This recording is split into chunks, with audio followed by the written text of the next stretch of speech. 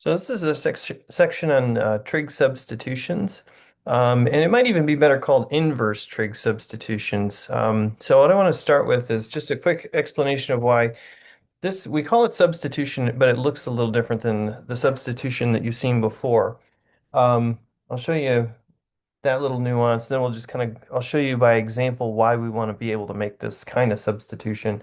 But basically, the old substitution that we learned previously from, for example, section 5.5, and as we've been using throughout chapter 8, we would really do something like this. We would say that u is some function of x, right? And then we would need to do this derivative part, the differential piece. Du would be f prime of x dx. And that was the idea is we're getting rid of x, right? So we were ridding x by subbing, u equals f of x, okay? Now, with trig substitutions, the idea is a little bit different. Instead of introducing a new variable u this way, we're going to do something more like this. X equals a sine theta, okay? So we're going to be replacing the x variable with a new variable theta. And notice the difference though. We're directly substituting for x instead of looking for a pattern in x and then subbing in a new variable u. So it's kind of an inverse version of the old substitution. And one of the advantages right away is that it's fairly straightforward to perform this substitution, okay? We're directly going to plug in for the x's. Your dx in this case, if I did a sine theta, would be a cosine theta d theta. And so this is going to be kind of like an example of the new trig sub. And it's a very straightforward. That's the whole thing, okay? It's very straightforward to switch your variables out. Let me show you an example before we do too much summary here. And let's start with one that's kind of straightforward. I'm actually going to jump straight to example 2. So we can kind of see, wait a minute, why would I want to do something like this? So if I started with this integral here, just as a first example, look, we could try a straightforward substitution like u equals 16 minus x squared, but we would see that that fails pretty quickly. Okay, so the old idea would be something like this. U equals, say, 16 minus x squared. Then you'd have what? Du equals minus 2x dx. So this substitution would make the bottom part there really nice. But then the dx, well, I still have another factor of x in here. It's not going to be easy to get rid of it. So the point is that this is bad. It's not really going to lead us to an easier integral to do than what we're already looking at. The trig substitution idea is to take advantage of trig identities, okay? And so, for example, 1 minus sine squared theta equals cosine squared theta, right? So, or 1 equals sine squared plus cosine squared. But see how you have a difference here? A number with a sine squared. So look at that, 16 minus x squared.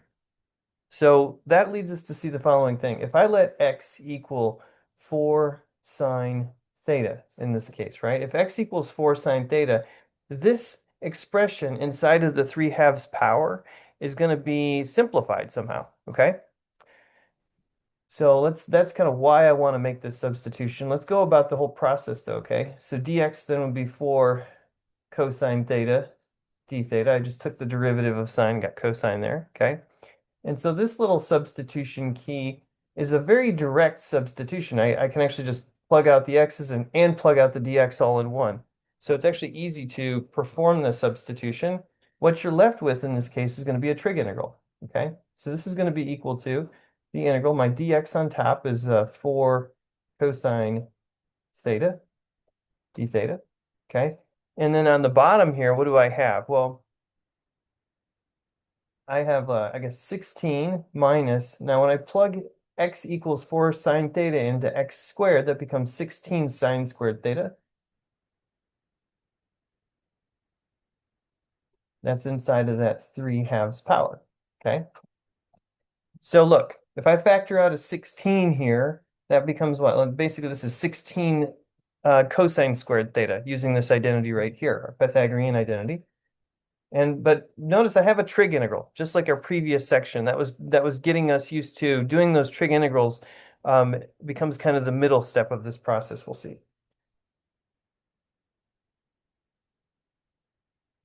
And then this becomes what? That's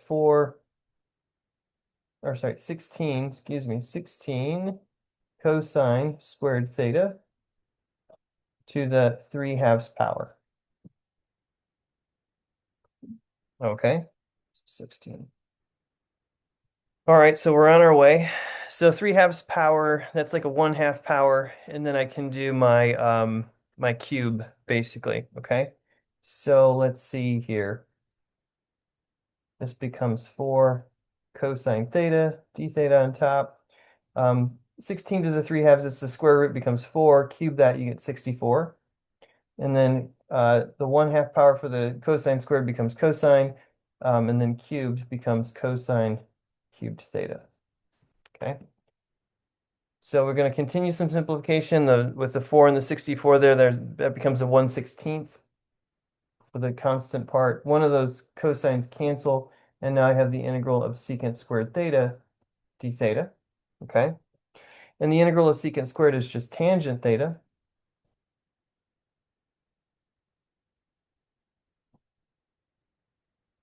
And lastly, what I have to do is switch my variables back out. And so here becomes another new part of this process. So everything that I just kind of did in black here was actually just a repeat of some of the stuff we saw from the last section. This became a trig integral to compute. I used a mixture of algebra and trig identities. I didn't even need a substitution this time, though we'll see we need some substitutions in the future to help us complete those.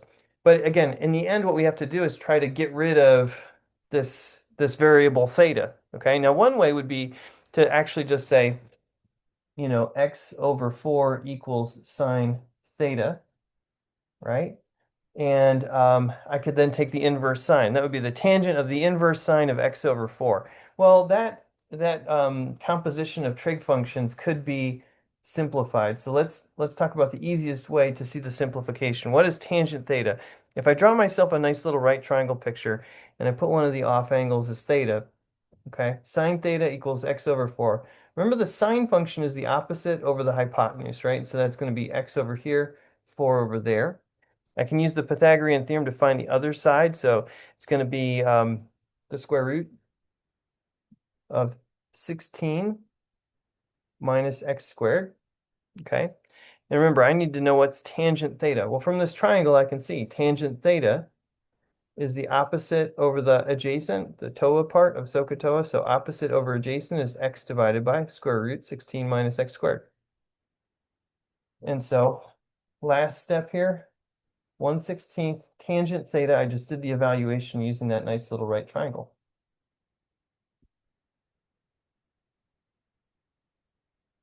And there we go.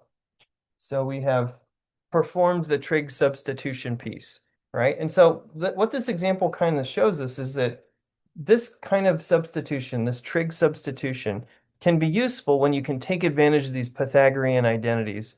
And oftentimes what happens is that you're going to be able to help you simplify ugly looking algebraic fractions, things involving differences inside of square roots and so forth, okay? So just a quick little summary of what substitutions are useful. So back to that first slide for trig subs. When you see a difference of squares, like a constant minus x squared, that same kind of substitution that we just saw, x equals a sine theta, with this angle restriction, the whole idea with a substitution like this is you want a one-to-one or an invertible relationship between your variables x and theta, okay? So this sine function is invertible when you do the angle restriction from minus pi over 2 to pi over 2. So not only do we really just do this kind of algebraic change, technically we should be keeping track of the angles, okay? So in future examples, we'll pay a little bit more attention to that, okay? But anyways, x equals a sine theta will allow us to turn this expression a squared minus x squared into a squared cosine squared. So these two terms become one term. That's the usefulness of this kind of strategy. Similarly, a squared plus x squared. Well, this one we're going to take advantage of. So if the top one here was really taking advantage of 1 minus sine squared theta equals cosine squared theta, this one right here is taking advantage of 1 plus tangent squared theta equals secant squared theta, okay? And then similarly over here, this would be taking advantage of tangent squared theta equals secant squared theta minus 1. So these are really our three different kinds of trig substitutions that we end up taking, sorry, in this table here. And it's based on what algebraic expression we're trying to simplify down to a single term, okay? Now, whenever we do one of these substitutions and perform a trig integral, switching the variables back at the end becomes an important step. And what we just saw in the last example, when we did x equals a sine theta, that's the same as saying what? X over a equals sine theta. And so if I look at this right triangle picture, which is good for angles between 0 and pi over 2. It's not good for the negative ones, but it's good for the positive ones. It helps us build these relationships. Opposite over hypotenuse, right? SOHCAHTOA, yeah, opposite over hypotenuse. So x is the opposite, a is the hypotenuse. We can use the Pythagorean theorem to fill that in. And once you have this triangle, you can actually then what? You can, if you needed to, for example, say what cosine was, well, cosine would be the adjacent over the hypotenuse, right? And then you could really take any of the trig functions. We can compute them using this right triangle. And what you have is that for each of the different kinds of substitutions that we laid out, there's just a distinct right triangle that you could draw each time based on the trig function equals a ratio, and then thinking about that trig function. So for example, tangent, opposite over adjacent. There's the opposite, there's the adjacent, and I can use the Pythagorean theorem to find that side. All right, so that's a quick overview of the kinds of substitutions and sort of why we want to do it. And I just want to do a couple more examples here. So let's look at this one. It's a fundamental one. Everybody kind of does this when you do this section the first time. So the area of a circle. Verify the area of a circle of radius a is pi a squared. Okay. So so let's take a look at this one. In order to do this problem, what we're going to do is think of, all right, so a circle of radius a. So that would be given by an equation like x squared plus y squared equals a squared. That's a circle centered at the origin with radius a, okay? And so if I was to graph the entirety of that circle, it looks like this part, okay? And so, you know, I want the area enclosed in this circle is pi a squared. Well, how about this? Focus on just this part right here, 1/4 of the circle. And let's find the area of this shaded region, okay? So for that shaded region, you're going underneath the curve y equals what? So if I go ahead and solve for y, it's plus or minus the square root of a squared minus x squared, right? And I only want the top part, so it would be with a plus sign there, okay? So it's underneath that curve, above the axis, and then x is between 0 and a, okay? So the area of our circle that we're after is 4 times the integral, x goes from 0 to a, square root a squared minus x squared dx, okay? So that's what we want to compute to talk about the area of that circle, right? 4 of those quarter circles. So so let's get to it. Let's figure this thing out. So first of all, because you have a difference of squares in here, a squared minus x squared, the substitution that we want to make this time, again, it's the same as the last one that we did. So we want to do x equals a sine theta, okay? And so the dx would be a cosine theta d theta. So this in pink here will become our trig substitution. And that's going to make what? It's going to make this radical a squared minus x squared. What that does is it turns it into what? A squared minus a squared sine squared theta. Factoring out an a squared, using a Pythagorean identity, this becomes the square root of a squared cosine squared theta, okay? Which is technically then the absolute value of a cosine theta, okay? Now let's think about this. What are the angles theta that we're talking about here? So between, as x goes from 0 to a, notice that the thetas that we're talking about go between what? They go between 0 and pi over 2, okay? So notice that 0 is less than or equal to theta is less than or equal to pi over 2 in order to get x from 0 up to a, okay? And in particular, let's take a quick look at, we're going to want to switch our limits of integration over, okay? So let's do something really quick here. When x is equal to 0, what is theta equal to, okay? When x is equal to 0, if I go ahead and plug this in, this says that 0 equals a sine theta, right? Solving for theta, 0 then equals sine theta, because a was non-zero. And now I can use the inverse sine function. The inverse sine of 0 is 0. Okay? When x is equal to a, the upper limit of integration here, you have a equals a sine theta. Dividing by a, you have 1 equals sine theta. And then the inverse sine of 1 is equal to pi over 2. And that's going to be what theta is when x is equal to a. Okay? So what I just did here in blue will allow us to, sorry, what I just did here in blue will allow us to switch these limits over on top and bottom from x's to thetas. Okay?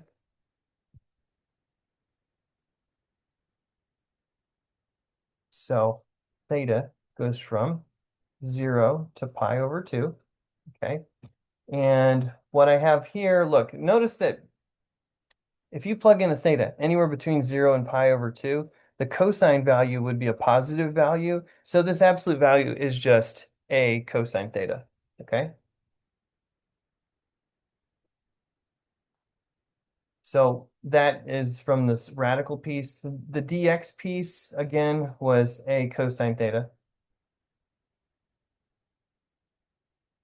okay? And so ultimately, if we work this out from here, we've now got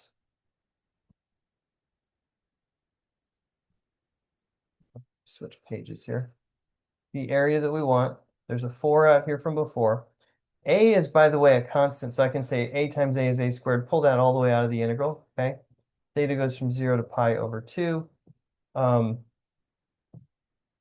cosine squared theta d theta, okay? Now, once again, this is a trig integral that we can compute. Again, you'll have half angle identities available to you. So cosine squared is one that comes up enough that it's probably in a more advanced table of integrals that you might have right at your disposal. But let's remember how to do it with just a half angle identity, okay? So in order to do that, 4a squared integral theta goes from 0 to pi over 2. What we're going to do is replace cosine squared with 1 plus cosine 2 theta over 2, okay?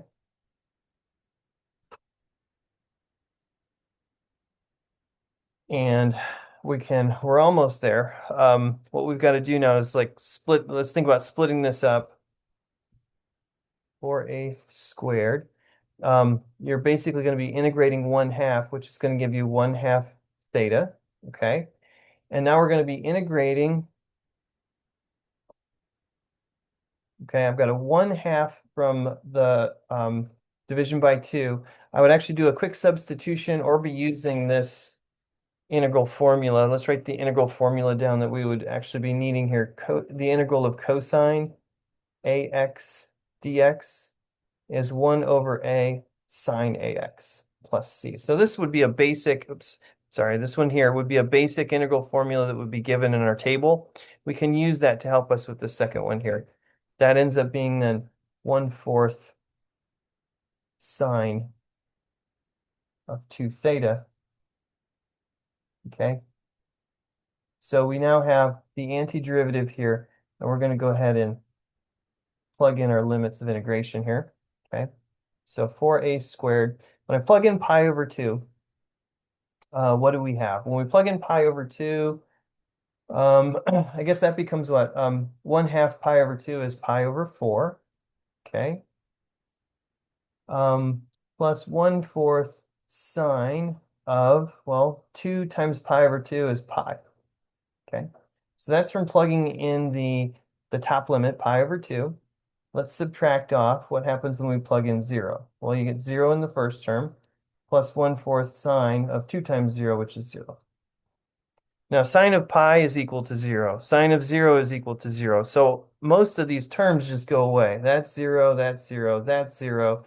And if we just simplify now, the 4 and the 4 cancel, you got pi a squared. There's the area of our circle as we know. But what we can see is that we were able to verify that formula just using the idea definite integrals representing what? Basically the signed area underneath the curve as x runs from left to right, right?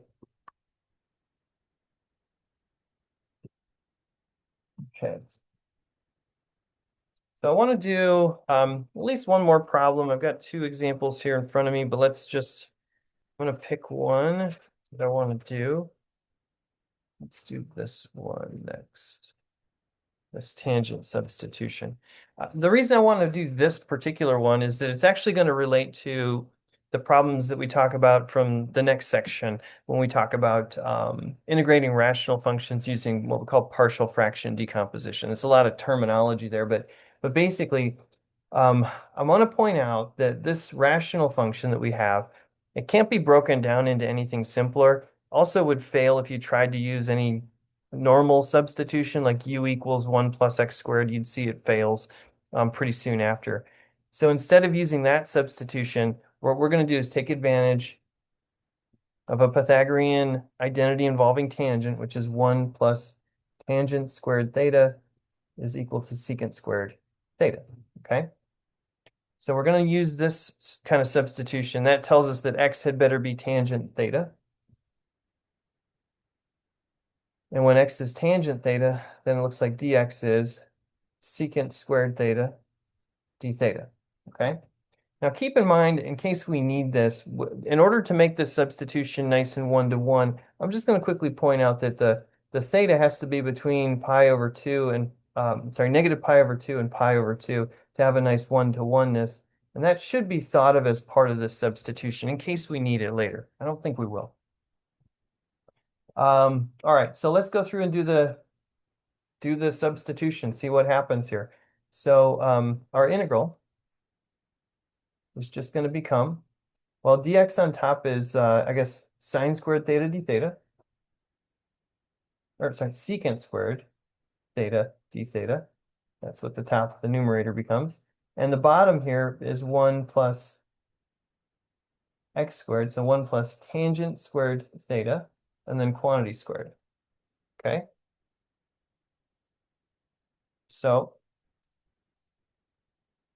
we're in pretty good shape there. What do we have? So this is just going to become secant squared theta inside of the parentheses here. And so this is going to be integral of secant squared theta on top. On the bottom, that secant squared theta squared becomes secant to the 4th power theta. Okay. And let's complete this substitution, or sorry, complete this by doing some simplification. So obviously a couple of the secant squared will cancel on top and bottom. 1 over secant squared ends up being another cosine squared theta d theta.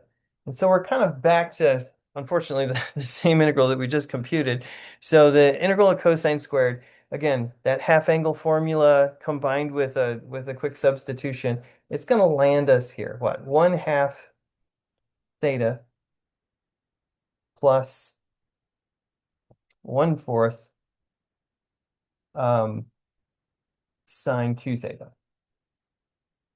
Oops, excuse me, sine 2 theta plus c. Okay, so we're here after doing the same integral that we just did. Okay, now look, what we've got to do now is switch our variables back. And so let's do a quick thing here. For sine 2 theta, another identity that I find useful a lot of times is the double angle formula. So sine 2 theta is 2 sine theta cosine theta. And so I'm actually going to switch it to this, 2 sine theta cosine theta plus c, because these sine theta and cosine theta are going to be easy to determine using our right triangle trigonometry. Okay, so let's go back to this. Think of it as x over 1 equals tangent theta. Draw a right triangle picture and use that as a guide to help us switch out what the sine and the cosine are there. Okay, so let's go through this and we'll switch our variables back. So tangent is opposite over adjacent. And so using the Pythagorean theorem, that's 1 plus x squared square root. Okay. And that tells us then that I need sine and cosine. Well, sine theta is going to be x over the hypotenuse. And cosine is going to be the adjacent over the hypotenuse. Okay, so when I multiply those two things together, so basically I'm switching my variables out. When I multiply those two guys together, first of all, that's going to be a 1/2 out front. And then you're going to have x on top. Those two, it's going to be square root times the square root. They're going to kind of undo each other. And so this is going to turn into 1/2 times x over 1 plus x squared. Okay, just the product of those two things right there. Plus c. What about that first term, 1/2 theta? Well, sometimes you can do nothing but use an inverse function to undo and figure out like what exactly is theta. So just using, for this angle restriction, our theta then is inverse tangent of x equals theta. So I'm going to go ahead and use that. So 1/2 times the inverse tangent theta from the first term. And there we go.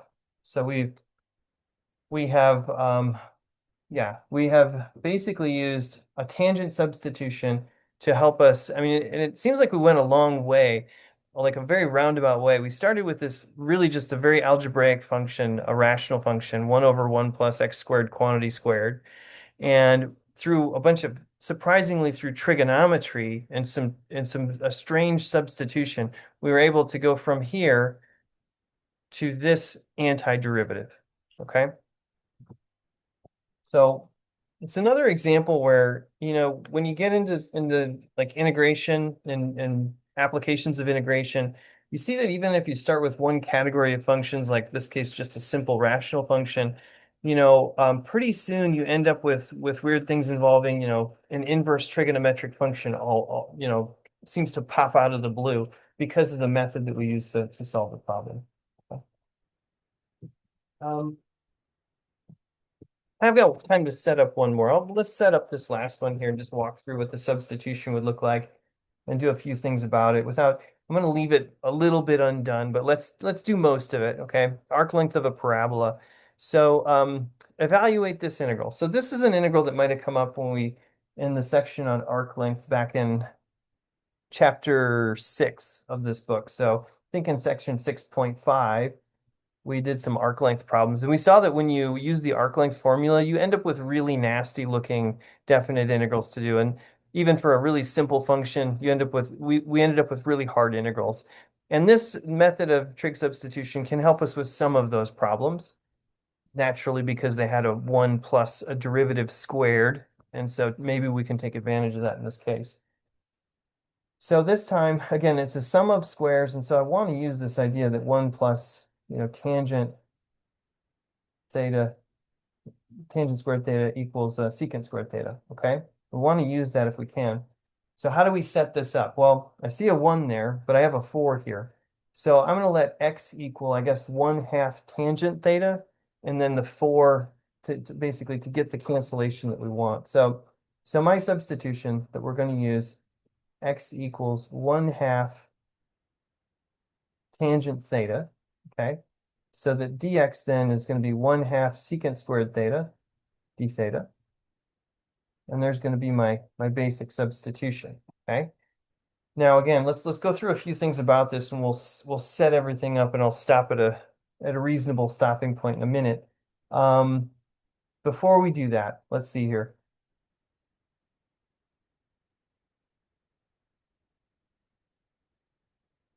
Yeah, before we do that,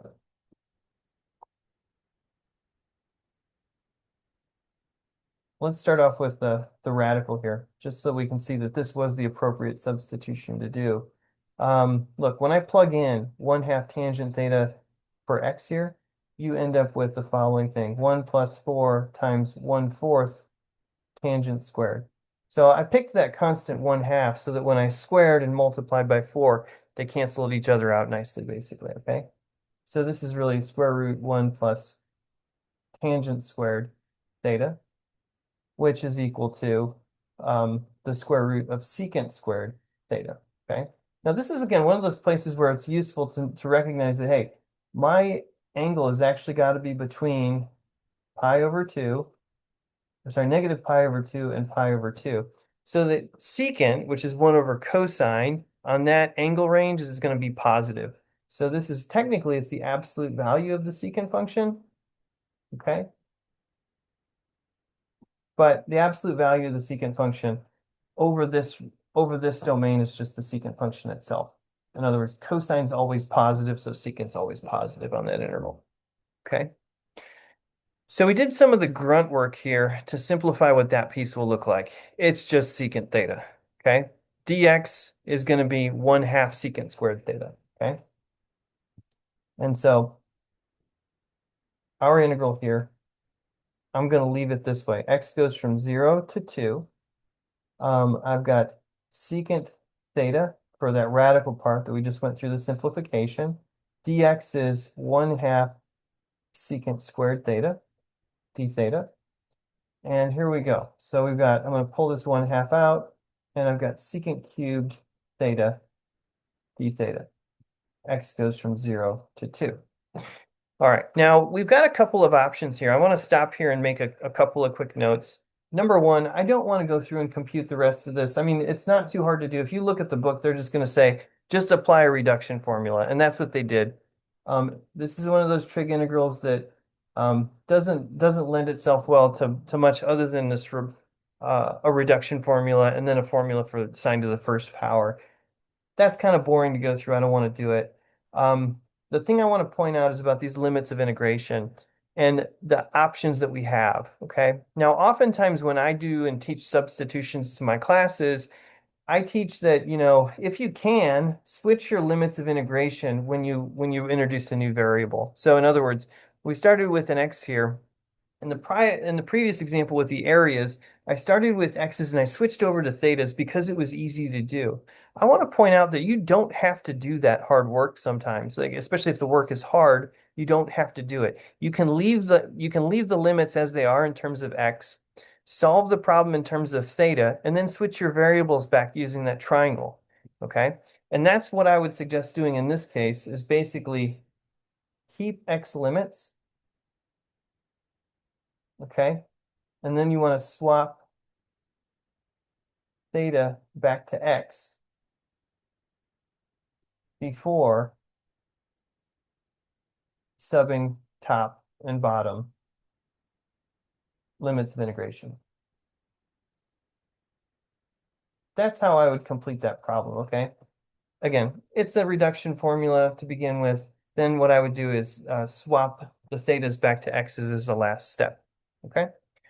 All right, so that's a quick couple of examples on trig substitutions, and I'll let you guys get some practice on that at this point.